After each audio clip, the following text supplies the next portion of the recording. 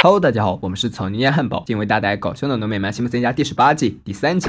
又到一家人出门购物的时候，不过这次的地点并不是繁华的商业街，而是一个满目萧条的过期物品收容所。它曾经也辉煌过，直到市长的父亲在这里被杀，他们停留在了曾经的一家百货店前，听到有人说话，店主忙出来迎客，因为承诺会送牙膏，所以辛巴就买下了。小新感兴趣的自然是游戏，可环顾游戏厅一圈都没有发现能吸引他的。这时他看到一个从来没有玩过的游戏，开了一局之后，发现是无聊至极，这也就算了，还要免费赠送一局，这可真是要了命了。辛巴被软糖条勾得走不动路，已经过期了，他也不管，直接掏钱买了一整罐。辛巴不喜欢他拿根软糖棒，勒令辛巴不准把那玩意带回家。很好，辛巴就趁现在把它吃完了。见糖果被消灭干净了，辛巴提议去打折书店逛逛。虽然辛巴百般不愿，但也只好跟着。辛巴挑挑选选，选中了一本爱尔兰的微笑，支撑辛巴那个柜子上放着一套木匠百科。于是他顺手拿起了一本就看了起来。不过就辛巴这智商吧，着实有限，他看不懂上面的内容。这时辛妈走了过来，鼓励辛巴说自己喜欢看他扮成能工巧匠的样子。然而装的就是装的。胡言乱语番后，辛巴就将书塞进了妻子怀里。小美很不喜欢那个卖场，她当时却是自动照相馆，没想到直接被一些奇奇怪怪动物抢了镜头。他离开之后，辛巴告诉儿子收到了一封你的学校寄来的信。这孩子还没有听到信的内容，就开始为自己犯下错误辩解了。不过他着实不用这么紧张，因为这封信的内容是说学校的某个人对花生过敏。小新一听来了精神，忙问是谁。很遗憾，信上并没有说明。辛妈说从今往后就不能再带花生制品了。他检查一下儿子的食盒，好家伙，全都是关于花生的东西。辛爸正在客厅看电视，辛妈走了过来，暗示他用新买的工具书做点事儿。辛爸表示自己的确利用起来了，利用他来当自己的割脚板。辛妈还打算再劝劝丈夫，但他实在是太懒惰了，还回敬妻子一句需要做什么吗？反正我们都在慢慢走向死亡。这话把辛妈气得够呛，拿着衣篓就回了房间。不料有一块地板翘了起来，还弄倒了床头柜。正当他有些郁闷的时候，发现了工匠百科，那一本刚好讲的就是地板和床头柜。有了工具书的帮助，辛妈很快就将坏掉的东西修好了，这成就感简直爆棚。被激发了兴趣之后，辛妈又做了鸟笼、邮箱、家里的招牌，还有一座超豪华的狗屋。兄妹俩看到妈妈杰作都惊呆了。小新更是夸他是木匠业的耶稣。辛小妹说这项技能很有用，或许会有人雇她去做东西。有了女儿的话，辛妈马上有了想法。第一次接到生意来自校监，她在辛妈的传单上留下了地址，让她帮自己修书架。可校监得知请的竟然是个女工匠，马上就变了脸色，说自己的家里有些挂画不适合女性观看。出师不利，辛妈又来到了第二家，谁知这一位顾客的说辞更加离奇。阿可问辛妈，不是洗澡到一半你说你怀孕了怎么办？这样轻浮的言辞，没等她下逐客令，辛妈自己就生气地走掉了。晚上睡觉的时候，辛妈向丈夫大倒苦水，我明明就和男人一样能干。辛爸认同，这张床就是辛妈能力的证明。辛妈想了一下，或许人们喜欢屁股肥大的胖木匠。这么说着，她将目标移到了丈夫的屁股身上。好家伙，够肥够大！她立刻想到了一个好主意。第二天，辛爸敲开了教授家的门，他说自己是来替他做狗窝的。果然，顾客一见到是男工匠，就没什么问题了。了解教授的要求后，辛爸将他请回了屋。之后，他才敲敲箱门，放老婆出来。然而，教授耳朵太尖了，辛妈还没有量完尺寸，他又打开了门，说自己听到了女人的声音。可能是因为男木匠给人的感觉太可靠，所以说辛爸拿工具的姿势漏洞百出，却还是让教授忽悠了过去。夫妻搭配，干活不累。辛爸、辛妈联手完成了许多工作。这天，辛妈刚完成露台，可能又出来了。见可能对于成品极为满意，于是辛爸就问他，如果这个女人完成的会怎么样？可能很坚决的表示自己会拆掉这个露台，为辛爸男子气概做个棺材。好家伙，这句话直接把辛爸吓得够呛，还好他胡编乱造给遮掩了过去。辛妈来到建材库购买材料，很不巧遇到两个嘴碎的女人，他们问辛妈这些东西是不是替辛爸买的，还说她只能给丈夫提供食物和幸福。辛妈自然知道自己付出了努力，所以被他们的话气得不轻。晚上躺在床上，她还在为此生气。辛爸却早已经习惯人们对于自己的赞誉，理所应当将妻子当做了秘书。辛妈很认真地对丈夫说，我觉得你抢了太多的功劳，连 T 恤上都写着全是我干的。辛爸表现得有些委屈，不是你说将功劳记在我账上吗？见妻子还是很生气，辛爸将语气放得更软了。如果我现在说出真相，在全镇人面前我会抬不起头的，这不是你所希望的吧？辛妈颇为无奈地回答道，我不希望。不巧这次接的单来自莱尼。辛妈刚把分车修建完毕，辛爸就匆匆地说快换人。接着莱尼和卡尔就走了过来，他们对这个分车是赞不绝口，还说这一定是他亲手做的。辛爸脱口而出，那不然谁能帮我做？我老婆嘛。此言一出，莱尼马上接话，得了吧，女人唯一能造出来的就是信用卡账单。箱子里的辛妈听了他们的话都快气疯了，抑制不住的怒火让他发出了电钻运行的声音，这引起了卡尔的怀疑。辛巴为了遮掩过去，就说一起来唱歌，这可把辛妈折磨得够呛。为了合上拍子，莱尼和卡尔对箱子又踢又打，最后他们还将箱子推上最高的山坡滑了下去。回到家后，辛巴一个劲给老婆道歉，可辛巴不吃他这一套，一定要他告诉大家真相。明明是他干的活，凭什么他又不能拥有姓名？但辛巴依旧不打算说出事实，还想转移话题，说市长雇他们去修老过山车。辛巴悄悄地说，如果孩子们问起来，就说是他干的。这真是让辛巴忍无可忍了。那你自己一个人去修过山车吧。辛巴找来一群工人，瞎指挥了一通，说过山车最大的问题是太多上坡了，应该用最爽下坡将他们给替换掉。工人们也没有多说什么，就问是不是要先加固一下支杆。很不幸的是，辛巴并不知道这个是啥，他躲进柜子里大哭了起来。工人们知道了，这就是个绣花枕头，不过也没有离开，毕竟辛巴还承诺了5万块钱，但很可惜这也是假的，辛巴根本没钱，那还干个啥呀？工人们全都回家了，辛巴也想偷偷溜回家，不料从坡上滚了下去，最后还卡在管道那里，箱门都出不去。辛巴在家建了一个小型的过山车模型，当模拟的小车从顶端滑下去时，整个模型都燃了。看着辛巴对废墟哭泣，小妹劝说爸爸将这些功劳都还给妈妈，或许他就会真的帮助他。但辛巴不这么认为，他觉得这次若是能靠自己的力量办到，那么谎言就会成真了。既然不听劝，小妹就懒得再说了。辛巴的过山车终于完工了，台下辛巴已经准备好了摄影机，录下丈夫那大骗子的丑陋嘴脸。辛巴拉下绳子，过山车完完整整呈在人们面前。仅从外观来看，着实令人惊叹。然而当辛巴开了一瓶酒后，瓶塞打在过山车的轨道上，直接翘了起来，这诱发连锁反应，要么是轨道散架，要么是支撑断裂，整过山车都变得破破烂烂。小妹在台下喊道：“放下你男性自私的本性，告诉他们真相吧！”但辛巴已经魔怔了，大声吼道：“我无敌，所以我做任何事都是无敌的。”之后他又坐上过山车。此时辛巴也不能淡定了，这样下去，辛巴会把自己小命玩完的。到顶端的时候，辛巴终于害怕了，因为他看见到处都是断裂的轨道，但他还是逃过了一劫。辛巴拿着工具，每次都抢在他的前面，修好了断裂的部分。他终于悔悟了，在过山车上搞出了真相：我愚蠢大男子主义，让我对大家撒了个谎，其实那些工匠活都是我老婆做的。话说完了，过山车也就成功抵达了。不料还没有等到夫妻俩发和好感言，一个 I 型钢砸中辛巴坐的车，然后整座过山车轰然倒塌。辛巴最终去路当然就是医院，大难不死让他说出了心里话：婚姻才是真正的过山车，我很高兴有你在我身边守护我。辛巴很欣慰她能这么说，安慰了丈夫之后，她又安抚了儿子。要说这小子怎么和校长捅在一块了，就不得不提一下支线剧情了。由于出现对花生过敏的人，现在同学们进学校都得先让威力搜身，这自然引起了小新的不满。凭什么要为了一个孩子剥夺他们所有人的零食？他想要知道这个自私的混蛋到底是谁。孩子们将目光挥到眼镜仔身上，向小家伙连连否认，说自己只对糖、小麦、乳制品、非乳制品和他自己的眼泪过敏。说着他又哭了出来，然后他就过敏了。被搜查的时候，小新向威力套话：谁是那个不敢吃花生的废物？我不能说出他的名字。他的这么说是个公子哥儿，才不是，这年头当校长的可以是男人，也可以是女人。面对小新，威力还是太冷了。他尾随威力来到校长办公室，果不其然，那过敏人就是校长。他说自己的过敏很严重，一个花生分子就能迅速锁他的喉，抓住校长的把柄。小新高兴坏了。自从知晓这个秘密之后，小新变得更加肆无忌惮了。他将学校奖杯摆在地上来打保龄球，就在第2颗球即将撞到奖杯时，一只脚止住了他。校长生气地说：“留校查看，马上！”小新笑了：“我不喜欢被留堂，因为我有他。”见他手里拿着花生，校长立刻屈服了。小新利用这个为毕业校长写黑板当靶子，还不得不在广播上念一段恶心的话，逗得全校同学都哈哈大笑。校长都被小新折磨得有心理阴影了。他梦见自己行走在潮湿阴冷的走廊里，突然在他背后出现了一个花生先生。他摘下眼镜，无数的花生飞了过来。被吓醒了之后，他也没能好过，因为小新站在床头拿花生对着他。他给校长准备了早餐，一堆垃圾。接着他又被小新派到漫画男的店里，对漫画男说他喜欢人物不好的言论。漫画男没有立刻开启嘲讽模式，他能感觉到校长是被小新抓住了把柄才这么怂，这倒是启发了校长，也许小新也有什么弱点。夜晚，校长潜进习医生的办公室，他在里面找到小新档案，果然发现他过敏东西。这天，小新又大摇大摆来到校长办公室，他没有想到校长有了一件秘密武器，那就是小新过敏的东西——夹子。这2个人终于开始了正面交锋，一大一小，从校内打到校外，从校车车顶打到泰国食品厂。在这里，他们遇到自己最害怕的东西——花生虾酱。小新可不知道什么叫同归于尽，他单纯就想和校长争个输赢，所以将他扑倒在酱料里，当然还有他自己。然后这2个人都过敏了，最后躺在医院里的2个死对头也不罢休，用虾和花生互相攻击起来。辛巴是真的累了，他走出了病房，决定去看看那些新生儿。本集中，小新和校长决斗桥段致敬了星球大战，打斗场景固然十分精彩，不过还是夫妻俩之间战争更耐人寻味。比如女人渴望在社会上拥有和男性平等的地位，却有不少女孩对同性进行贬低诋毁，但比起丈夫带来的伤害，外人也就不足为道了。昔日的好搭档为何最终关系破裂？可能就是人性在作怪吧。那些原本不属于自己的东西，好像放在身边久了，就自然而然被当作自己所有。但有些东西是偷不走的，真相也终将大白。贪得无厌的结果，只能是自取灭亡。